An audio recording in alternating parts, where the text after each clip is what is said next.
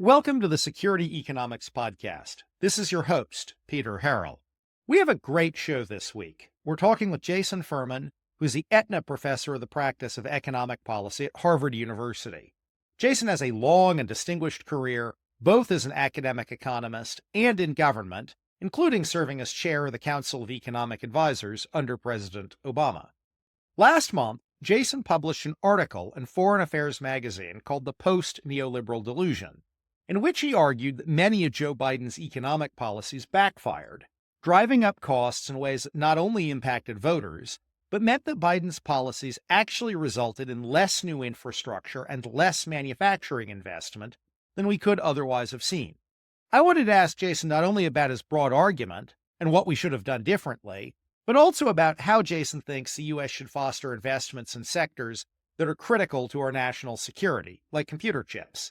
We also talked about AI regulation, where he thinks the U.S. should push for rapid development, and about U.S. export controls on China, among other topics. Jason and I recorded this episode before President Trump suspended many of the tariffs on Canada and Mexico that he had imposed on March 4. But as you'll hear Jason say, the uncertainty and chaos is almost as challenging for businesses as are the tariffs themselves. I've been covering the tariffs extensively on social media, and I'm sure that we'll have lots more to say about them in the weeks ahead. But today, I hope you enjoy the discussion with Jason. It's an interesting one. Jason Furman, it's great to have you on the podcast. Great to be with you. A couple of weeks ago, you wrote an essay in Foreign Affairs under the title of the Post-Neoliberal Delusion that I think it's safe to say has generated a fair amount of discussion, particularly among Democratic policy circles. In it, you argued that the Biden administration's economic legacy is, shall we say, mixed, and at the end of the Biden administration, real wages, real construction spending, and other measures of economic output were actually weaker than they would have been following a pre-COVID trend line. I want to spend much of our interview today talking about the arguments you made and some of the debate that your arguments have provoked. But we're also recording this podcast on March 5, the day after President Trump launched a new great North American trade war with the largest tariff increases that the U.S. has seen since the 1930s. I think actually we should probably kick it off by talking about what's going on in the tariff front. And from your perspective as an economist who's worked in the Clinton White House and the Obama White House at a time when there were a number of efforts to try to liberalize trade, setting up the WTO and bringing China in, and then negotiating the TPP, which obviously didn't pass. From your perspective, what do you think these new trade wars are going to do, and how do you see them playing out in the economy? In just about every case, tariffs are bad for your economy. They're bad for consumers because they make things more expensive. They're bad for producers through a number of different channels, including raising the cost of the inputs needed for manufacturing, an appreciation of the currency, which makes it harder for exporters, and the retaliation and economic weakening you get from foreign countries. These tariffs, as you said, are just enormous relative to what we've done in the past. We'll see how long they last. But even just putting them on and putting them off is itself harmful. Another round of tariffs is promised for April. In some cases, it is worth incurring a cost as a country to achieve some other goal, whether that's a negotiation, sanctions, or something else. I just don't have the slightest clue what that goal is vis-a-vis Canada. I don't think they have the slightest idea either. I think Donald Trump may have one idea, which is the 51st state, but beyond that, not clear that he has any idea on himself. And that is certainly one of the ideas he has talked about on a number of occasions, Jason. Let me ask you one follow-up on that, because you noted that even if they do come off in the coming days or weeks through some new deal that Trump strikes with the Canadians and or the Mexicans, it still creates a fair amount of uncertainty that might actually harm some of our economic objectives. Do you think now is a good time to deal with that uncertainty? You never want self-imposed uncertainty if you can avoid it, so it's always a bad time for it. What's tricky right now is the last time he did tariffs, and by the way, in the first term, President Trump took 18 months to get to the first set of tariffs. Here it was within weeks that the first set started, and they were much smaller than what we've seen so far this time, and a lot more is promised. So even if these partly come off, there's a lot more promise. So we're just much bigger, much faster than the first time around. But another big difference is we're going into this with inflation above target. Last time inflation was below target. And that meant last time the Fed was able to help out the economy with some interest rate cuts that offset some of the harm of the tariffs. This time they're going to be much more reluctant to do that because they're going to be worried about the dilemma between the help the economy needs, but the harm that inflation will be doing. I think you raise a really interesting and important point, Jason, on the scale and speed of these tariffs. I remember back in 2017, 2018, as you say, Trump directed then USTR Bob Lighthizer to go through a process to bring tariffs in on China. It lasted about 18 months, and the tariffs came on in phases. Also, as you know, the scale of these is several times larger, and if he proceeds with all of his plans, will be an order of magnitude larger than the tariffs he imposed during his first term. When I hear some commentary of, oh, well, the first round of tariffs back in 2018, 2019 didn't really seem to flow through into CPI and other measures of inflation or consumer confidence, I think we do have to keep in mind that we are dealing with a dramatically larger, dramatically faster set of tariffs that are coming into force. Now, I know we could talk tariffs every day for the next month, and Trump will just keep giving us fodder for discussion, but I want to come to the reason I asked you on, Jason, which is the debate you provoked recently about the Biden economic legacy. As you know, I focus on the intersection of economics and national security, and as someone who served in the Biden administration and worked on some aspects of its industrial policy, like the CHIPS Act, it always seemed to me that the economic arguments for industrial policy were only half the story, the other half being the national security arguments that in an era of intense geopolitical competition with China, we have a national security interest in ensuring that the U.S. can produce critical products like semiconductors or certain critical metals, either here in the U.S. or at least in a kind of globally resilient fashion. And I took you as agreeing in your essay with that kind of dual mandate of the industrial policy, in the sense of, you wrote, national security concerns now shadow every question regarding trade and technology. If we look at the industrial policy Biden promoted to deal with these national security sectors, things like chips, he did some efforts in critical minerals mining. What do you make of his legacy in those sectors? And what do you think his policies missed from a national security perspective? Yeah, so I'm not a national security expert, so I can't answer that part of the question with any confidence. But broadly, I'm enthusiastic about the CHIPS program. I was positive about it in that foreign affairs piece. But I would qualify the way you talked about it. You said it's half economic, half national security. I think it's about 115% national security and minus 15% economic. Were it not for the national security benefits, microchip fabrication is actually much lower value added than the things we're already doing in the United States, like designing microchips at NVIDIA, or at places like Apple designing and marketing the products. Those companies are much more valuable. Absent national security concerns, you'd rather have them than have TSMC, which makes the chips, or something like Foxconn, which does the assembly. Second, as just a general rule, we trust markets to figure out where to make things. We make things in the United States that we're good at making, and we don't make things in the United States that others are better at making. I think even with this program, my guess is Taiwan is better at making microchips than we are. So we're not going to make the world's best microchips or the world's most cost-effective ones. Finally, from a economic strategy in terms of workers, I would never say give money to a really big corporation like Intel in order to help the middle class. By the way, a corporation that mostly hires people with postgraduate degrees in their factories. There's not a lot of brawny guys working in microchip factories. So it's not really a good way to help the middle class either. Now, to be clear, the national security outweighs all of that for me. So I'm still in favor of it. But those things are on the minus side of the ledger, not the plus side of the ledger. And fundamentally, the market isn't going to make the right national security decisions. The market's not going to build aircraft carriers, and the market's not going to build enough microchips in the United States. And both of those are things where the government needs to spend some money, but it's sort of a regrettable, unfortunate necessity that we're spending that money as opposed to a wonderful economic opportunity. So, Jason, that's a really interesting point because I think for many of us who served in the Biden administration, we wanted to promote this idea that we could see these investments in national security sectors like chips as also promoting some of our domestic economic goals by creating jobs, by attracting fixed investment. What I hear you saying is that we should have been thinking about that in the inverse way, where we have a national security risk that we need to address. We should look at how do we allocate capital for that risk, but that's not really a part of our economic agenda. If anything, that might distract from our economic agenda. Am I reading your comment correctly? Yes, that's definitely the way I see it. And you know, it's a very common vice to think that all good things go together. And you're going to help the economy, help national security, help climate change, help the middle class, help, help, help, help, help.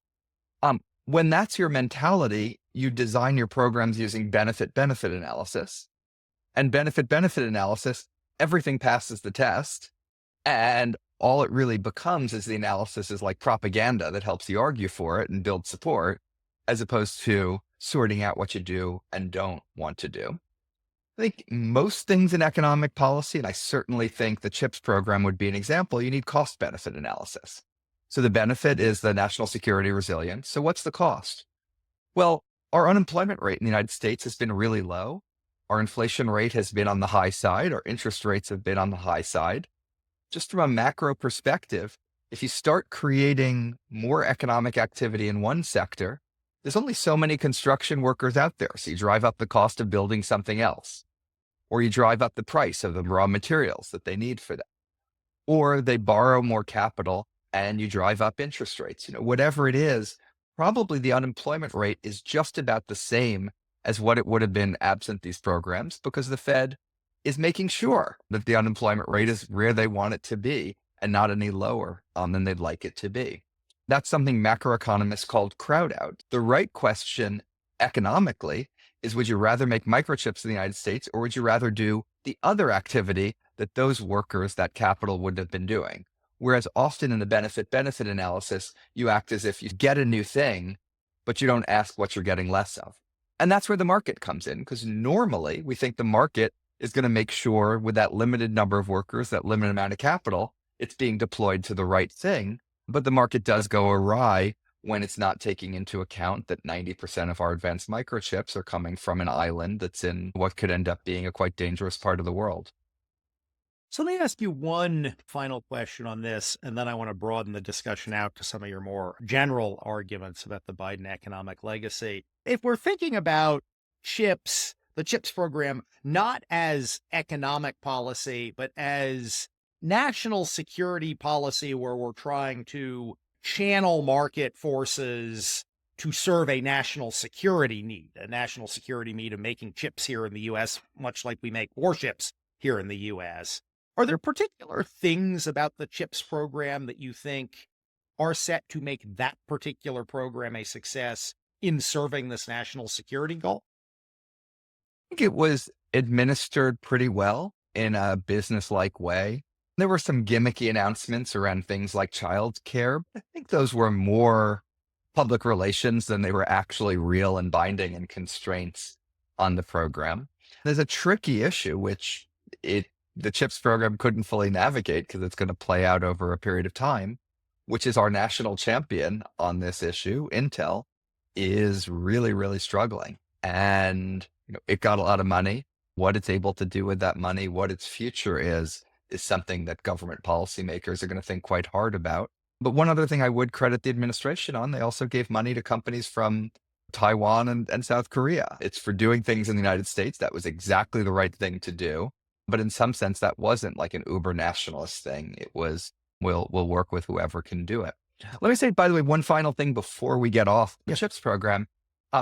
I do think how you think about things and how you talk about things matter. If you don't think there's crowd out, if you don't think there's costs and benefits, then there's not really any limiting principle for your industrial policy. And if someone comes to me and says they think it's all benefits, I'm going to be quite skeptical that they've done the hard analysis that would justify moving forward. Once you move to the cost benefit frame, then do we have a national program for drones? Do we have a national program to make, clothing just in case the military needs uniforms?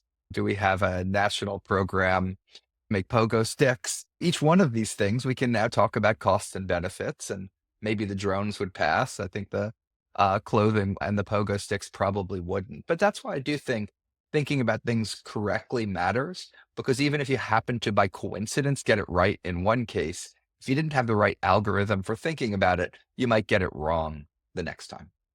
That's a really interesting and important point. And having spent 2 years in the Biden administration and then worked on this set of issues for the last couple of years since leaving the Biden administration, I do think that just the Biden administration, but Congress on a bipartisan basis has done a poor job of articulating a framework or limiting principle for what sectors are actually national security important. We have kind of an intuitive sense, and there is evidence for it, why chips are important. You have an intuitive sense, and there's evidence as to why critical minerals are important.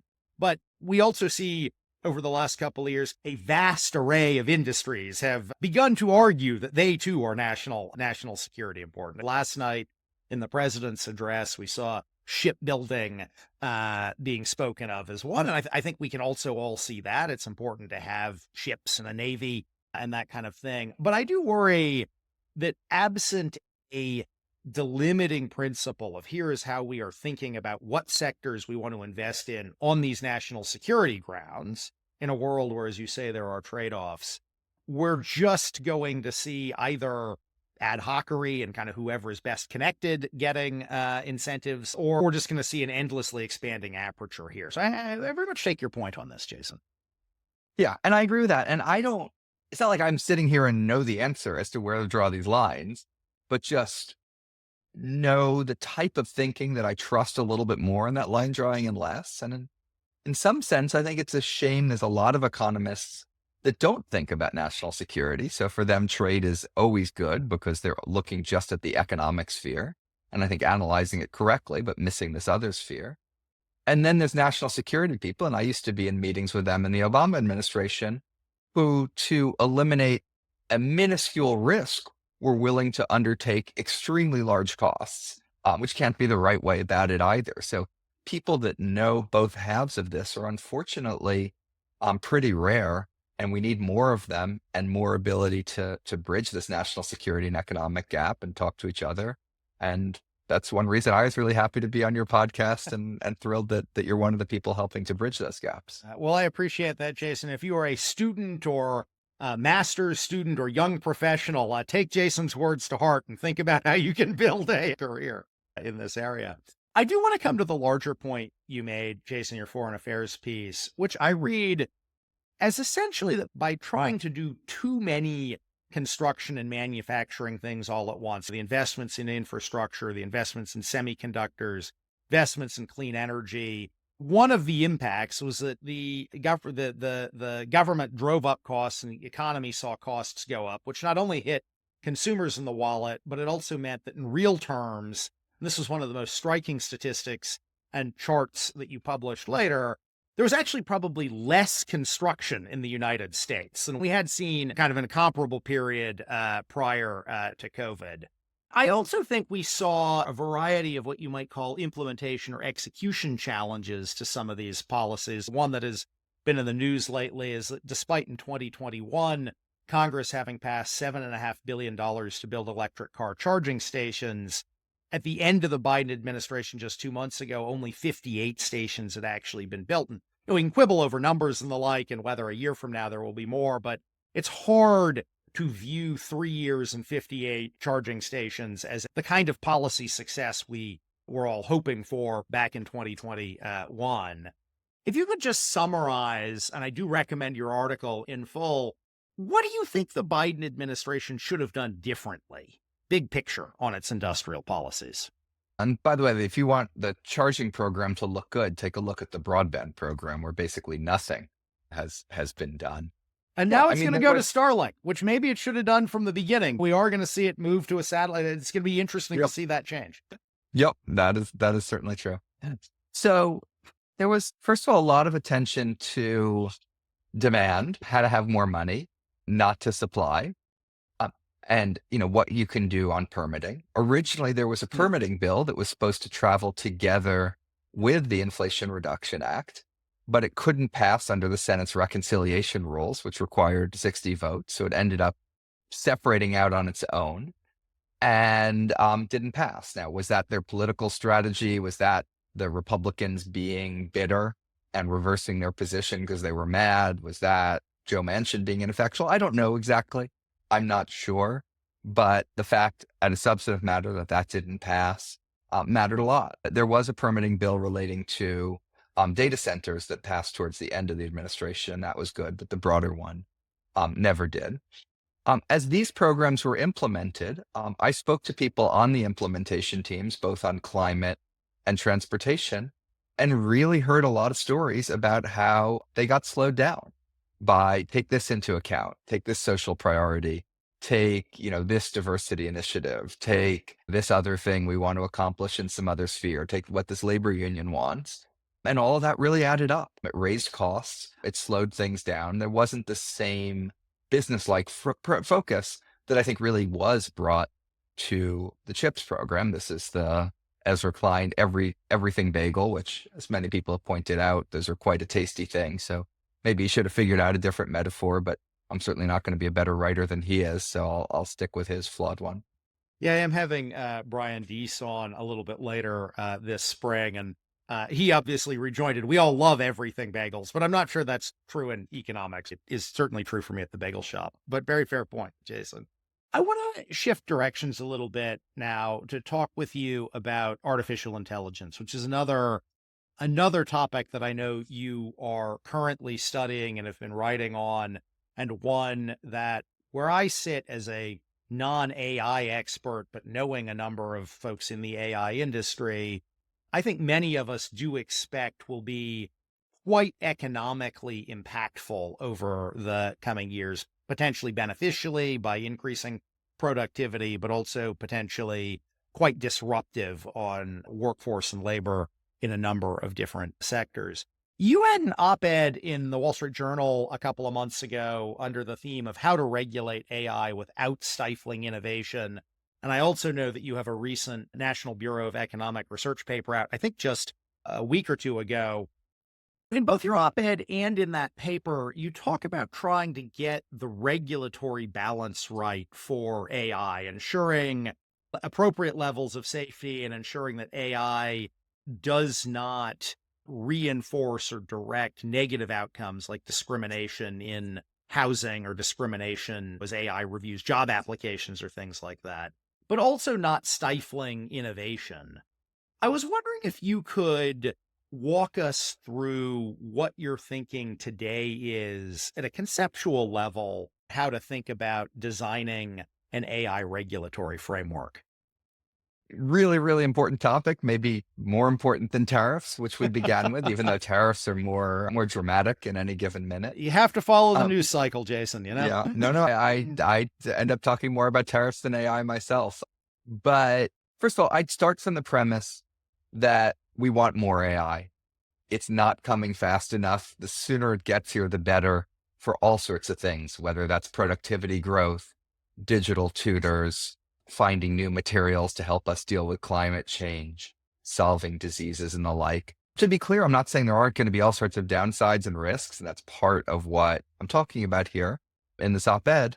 But any regulation can't be, let's eliminate all the risks. It has to be, again, balancing the costs and the benefits and delaying something. You may not notice the people that died of a disease because you delayed coming up with the cure, but they still died. And you still want to factor them in. So that's the starting premise that I bring to this. The second thing is I'm very skeptical of these AI super regulator type of entities. We already have a lot of regulators for a lot of things. You mentioned employment discrimination, or I can't remember what else you mentioned. Maybe it was auto safety, something housing else. as well. Oh, this comes housing. up. Yeah. I mean, you sort of don't care if a loan is denied because it was denied by an AI, denied by a person. If it shouldn't have been denied, then that's bad. And if it should have been, then it's good. And you don't need a special new regulator for that. You want to take the domain specific regulators, the people that know all about lending, for example, that regulate lending already. You want to make sure they understand AI, so you need to upgrade them to some degree, but you don't really need any new rule. Same thing with autos. I mean, National Highway Transportation Safety Administration has a very good framework for cars. We also have a tort framework in the United States, by the way, which is not the world's, it has its pros and its cons, but it does place a certain amount of constraint on companies. Do you think we also need to be mindful? Part of, one thing that worried me is when the big AI companies were saying things like, you have to certify us in advance before we can do the things that we're doing. And those ideas were floating around from OpenAI and others. Well, they're going to have an easy time passing that certification. They're big, sophisticated companies. What about the smaller upstarts that are going to have a hard time with it? So don't create regulation that helps protect the incumbents. Competition in this space is going to be absolutely critical to the United States winning It's and interesting. the world's winning. It's interesting, Jason, hearing you bring up the tort system here. I had a couple of weeks ago on CJ Mahoney, who is now at Microsoft in a senior deputy general counsel role for AI and cloud. So this is very much on his mind. And it was striking to me because he was basically arguing the tort system should play a big piece in this. It gets us as a company to think about what the risks really are and how we should balance risks and rewards. And I have to say, it's not often that I hear senior lawyers for major companies saying the tort system really works and we should rely more on the tort system, but maybe we should. Maybe that does kind of get the balance right. And it depends what it is. If it's a car that's crashing when it shouldn't have and killing someone, tort system's very good at that. If it's existential risk and killing all humans, probably wouldn't rely quite as much on the tort system for that. That's true. If the question is, will it invent a chemical weapon? Maybe we need some additional regulation there. I'm curious where you think the greatest disruption for AI is going to come over the next couple of years. First of all, no one knows the answer to that. So we need policies that don't require us to get that right, to know the answer, or policies that we can adapt over time. One of the things that makes me nervous is 10 years ago, I would have said those policies are largely about educational upgrading. When I did research on this a decade ago at the Council of Economic Advisors, there was a very steep educational gradient in terms of reducing the risk of being automated and replaced by AI. Generative AI has really changed that. And so that refuge isn't there. We've known now for a while, actually, that hard skills are more automatable, and it's more the soft skills, the management, the interpersonal, the creativity, that are the harder thing to replace. But we also know less about how to train people and how to educate people in that. Figuring that out, I think, is an important second challenge. But I'd also say, even absent AI, we were doing too little in the United States in terms of what's called active labor market policies that help train people, apprenticeships, connect them to jobs, et cetera. We spend less than almost any other OECD economy as a share of our GDP. And we had problems with employment rates and the like, and handling even the relatively slow pace of technological change over the last couple decades. So we need to do more to meet the moment. Some of that more we know, some of that more we're going to have to figure out as we go along. Let me ask you about a different aspect of AI, and one that has emerged over the last couple of years as a very important one for national security policymakers, which is our competition in AI with China. If I look over the last couple of years, at least conceptually, you've seen U.S. policymakers think about competition in AI with China along two vectors. One is invest in U.S. AI development. We can argue whether that should include more or less regulation. I think the Trump administration, you're seeing we should take a less regulatory approach. Biden administration took a little bit of a regulatory approach, but along with incentives from NSF and other government agencies to promote AI development. The other big vector is slowing down China's AI development. And you saw quite expansive export controls on semiconductors to China, largely, though not exclusively, intended to slow down China's development of AI by reducing China's ability to obtain high-end compute that policymakers thought China needed to train high-end AI. And on the other hand, we've also seen developments like Chinese AI firm DeepSeek respond to this by developing kind of lighter compute AI models. I'm interested in your views from an economic perspective of how national security makers, policymakers should be thinking about the trade-offs of these export controls designed to slow down our competitors' AI development. I don't have a confident answer here. The tricky space. There's enormous positive sum things in AI, even with the United States and China. And there's enormous zero sum things that are at stake too. On the positive sum side, we learn from each other. There are conferences, Chinese researchers publish papers. DeepSeek was done in a reasonably open way, although possible they hid some of the inputs, the magnitude of some of the They inputs. have cheated a little bit on the chips, we'll see. Right, but they published a lot of papers. When I talk to researchers in the AI community, they feel they're learning a lot from China, and they're getting smarter. The Chinese are getting smarter. It's all better. But it's also pretty hard to bottle these innovations up. A lot of these leads and foundational models and the like are measured in months, and you see what someone else has done, even if they don't quite tell you how they did it. You know it can be done. You can start to do it yourself. But now zero sum, national security, this is going to be critical to war, whether it's something that is working together with conventional weapons or something that's doing new types of cyber war. And that is really zero sum with a country that is in many sense competing with the United States. So getting both of those is tricky. The one part that unambiguously is good is just maxing out on what we can do here in the United States. The biggest thing on maxing out in the United States is immigration and making sure that everyone that can contribute to this technology and wants to can come to the United States and do it here. There's some funding type of stuff, although anything the government does is tiny compared to what the businesses can do here, but there's still things related to fundamental research.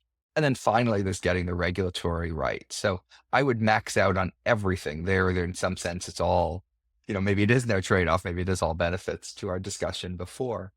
On the denying China side, I tend to think probably we've been doing it in the right way and that that's appropriate, but it's not obvious. It does stimulate their own development of technologies and chip building.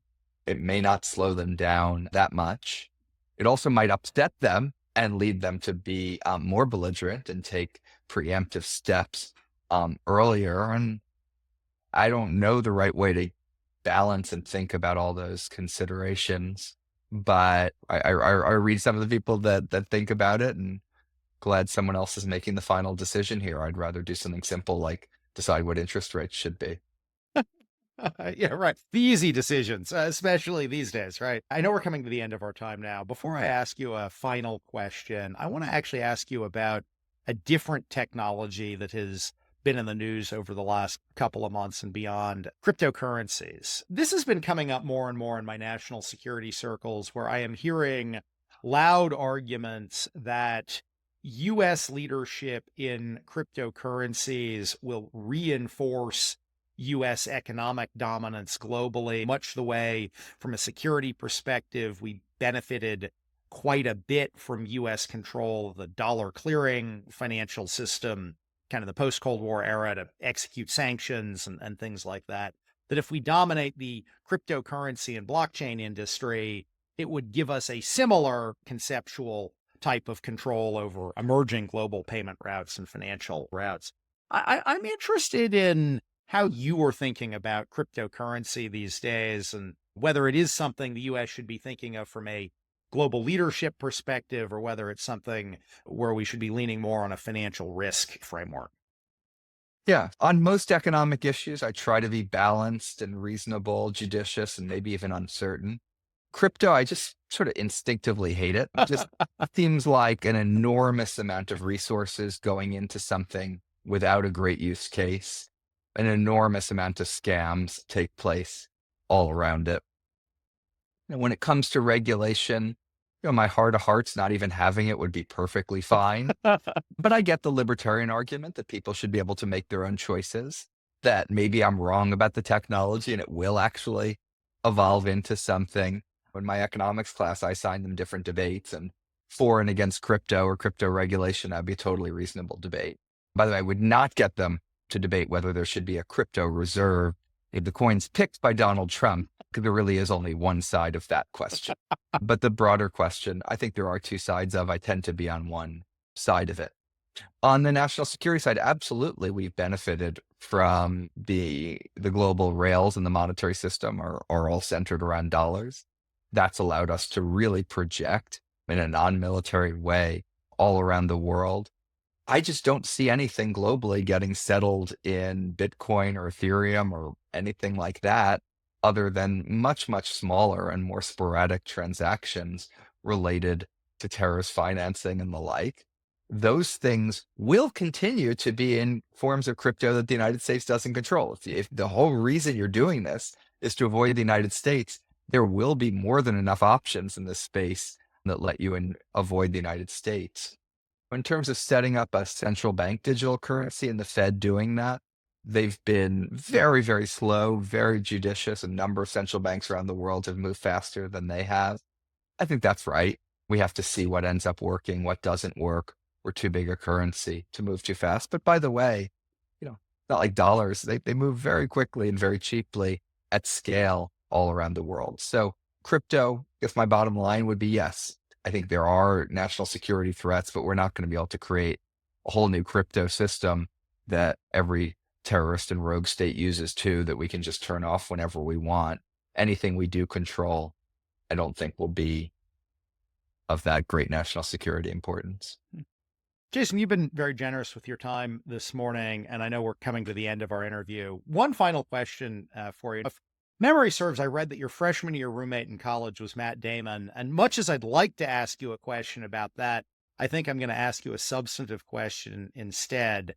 You served in two different Democratic administrations. You served in the White House under Bill Clinton and then again under Barack Obama.